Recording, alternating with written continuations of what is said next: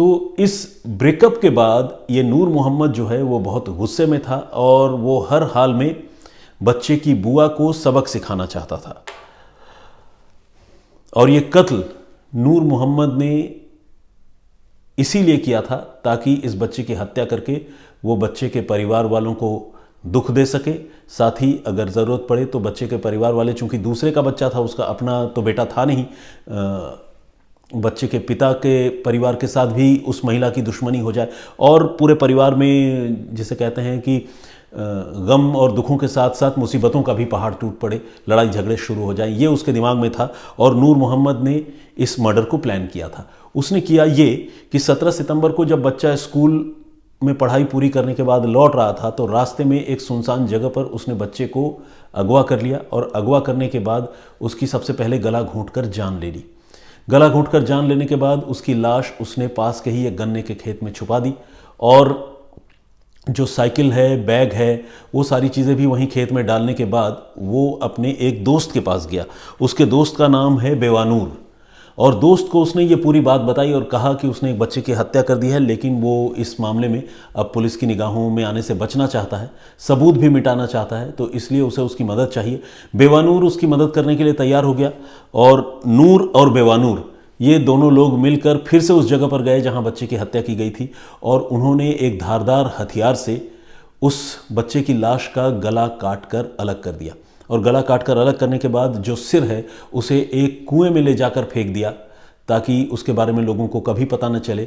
और जो dead body थी उसे उन्होंने बोरी में भरा और बोरी में भरने के बाद उस नदी में जाकर फेंका जो उसी गांव के पास से होकर बहती थी, होसूर के गांव के पास से होकर बहती थी।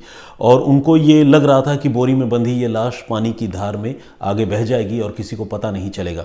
और ये जो साइकिल है, बैग है, ये सारी चीज़ें इन्होंने अलग अलग जगहों पर छुपा दी थी, फेंक दी थी। लेकिन पुलिस को जब ये इंटेलिजेंस इनपुट मिला, जब पुलिस को ये खुफिया जानकारी मिली नूर मोहम्मद के बारे में, तो पुलिस ने पहले नूर मोहम्मद को इंटरसेप्ट किया क्योंकि उसके रिलेशन जो है उसकी बुआ के साथ थे, ये तो बात क्लियर हो चुकी थी। नूर मोहम्मद पहले मना कर रहा था, लेकिन जब पुलिस ने सख्ती की तो उसने कत्ल की बात कबूल कर ली। और जब कत्ल की बात कबूल कर ली तो पुलिस ने पूरा सीक्वेंस उससे समझा, उसके बाद बेवानूर को भी पकड़ा और इन दोनों की निशानदेही पर पुलिस ने उस बच्चे का कटा हुआ सिर जो अब तक बरामद नहीं हुआ था, इन्हीं की निशानदेही पर एक कुएं से बरामद भी किया और साथ ही उसकी बाईसाइकिल, उसका बैग, ये सारी चीज़ें भी पुलिस ने बरामद की। और इस तरह एक मर्डर का मामला, बिल्कुल ब्लाइंड मर्डर का मामला और बच्चे की मर्डर का मामला पुलिस ने बहुत सूझबूझ और बहादुरी से सुलझा लिया। 17 सितंबर को बच्चा गायब हुआ, 20 सितंबर को लाश मिली, 23 सितंबर को दोनों आरोपी गिरफ्तार कर लिए गए। बहुत ही चैलेंजिंग टास्क था, लेकिन जैसा कि मैंने आपको बताया कि बच्चे की कलाइयों पर जो टाई बंधी थी, स्कूल में पहनने जाने वाली टाई, उस टाई में सरकारी स्कूल का स्टिकर लगा हुआ था, सरकारी स्कूल का नाम लिखा हुआ था और वहाँ से बच्चे की आइडेंटिटी जो है वो एस्टैब्लिश हुई और एक एक करके कड़ियाँ जोड़ती हुई पुलिस ने आखिरकार इस केस को सॉल्व कर दिया।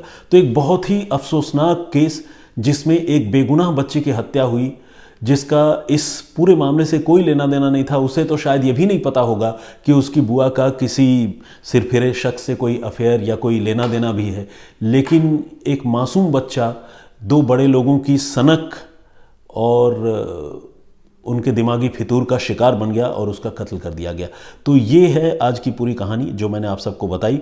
और जैसा कि आप जानते हैं ये सिलसिला हमारा चलता रहा है। आप सबसे जब भी मैं मुखातिब होता हूँ, आपके कमेंट्स जो है मैं ज़रूर पढ़ता हूँ, जो कमेंट्स आप मेरे वीडियोस पर करते हैं। ये कमेंट पढ़ने से पहले मैं एक बात और आपको फिर से बताना चाहता हूँ। मैं बार बार अपने वीडियो में ये बात बताता रहा हूँ, आज एक बार फिर बताना चाहता हूँ।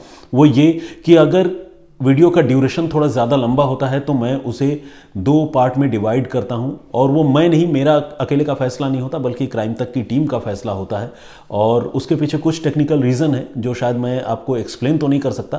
तो आप सबसे रिक्वेस्ट है कि प्लीज़ आप वीडियो के दोनों हिस्सों को ज़रूर देखा करें। और जिस दिन ड्यूरेशन कम होता है वो एक ही हिस्से में होता है, एक ही पार्ट में होता है। इसीलिए वीडियो के थंबनेल पर भी मैं पार्ट 1 पार्ट 2 लिखता हूँ जिस दिन वो वीडियो 2 हिस्सों में होता है, और वीडियो की शुरुआत में भी पार्ट 1 पार्ट 2 लिखता हूँ। और जिस दिन एक ही पार्ट में वीडियो होता है उस दिन तो खैर पार्ट 1 पार्ट 2 लिखने जैसी कोई बात नहीं होती। तो इतनी सी बात मैं आप सबको बताना चाहता था। प्लीज़ आप इस बात को नोट कर लें और आप सबसे रिक्वेस्ट है कि जिस दिन 2 पार्ट में वीडियो आए प्लीज़ दोनों पार्ट ज़रूर देखें, क्योंकि हम बैक टू बैक दोनों वीडियो अपलोड करते हैं। सुयश यादव जी का कमेंट है, इन्होंने कहा है कि कल के एपिसोड में आपकी आवाज़ बहुत ही कम थी। ठीक है, मैंने आपकी बात नोट कर ली और मैं इसे कन्वे करूंगा। अर्शप्रीत संधू जी का भी कमेंट है, लुधियाना की कहानी कल मैंने आपको सुनाई थी, जिसमें एक बेटे ने अपने ही माता पिता की हत्या करवा दी थी 2.5 लाख रुपए की सुपारी देकर। संधू साहब के नाम से पता चलता है कि इनका ताल्लुक भी पंजाब से है और इन्होंने बहुत सारी इमोजीज बनाई है, सैड इमोजीज। तो जाहिर है घटना तो वाकई बहुत दुखद है और सैड इमोजी बनाना बनता है। सुमित द्विवेदी जी ने वेलकम सर लिखा है। उमर हसन साहब का भी कमेंट है, इन्होंने लिखा है कि उनका कमेंट जो है और मैं ज़रूर पढ़ूं और उनके नाम के साथ पढ़ूं। उन्होंने ये भी लिखा है कि हर इंसान का अपनी बात को कन्वे करने का एक तरीका होता है और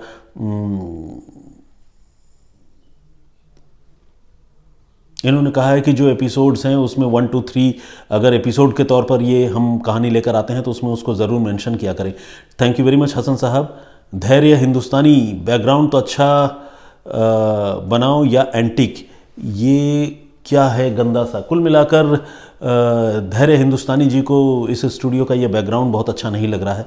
धैर्य जी आप धैर्य रखें, फ़िलहाल तो हम कोशिश करेंगे कि हम और अच्छे बैकग्राउंड के साथ आपके सामने आएँ।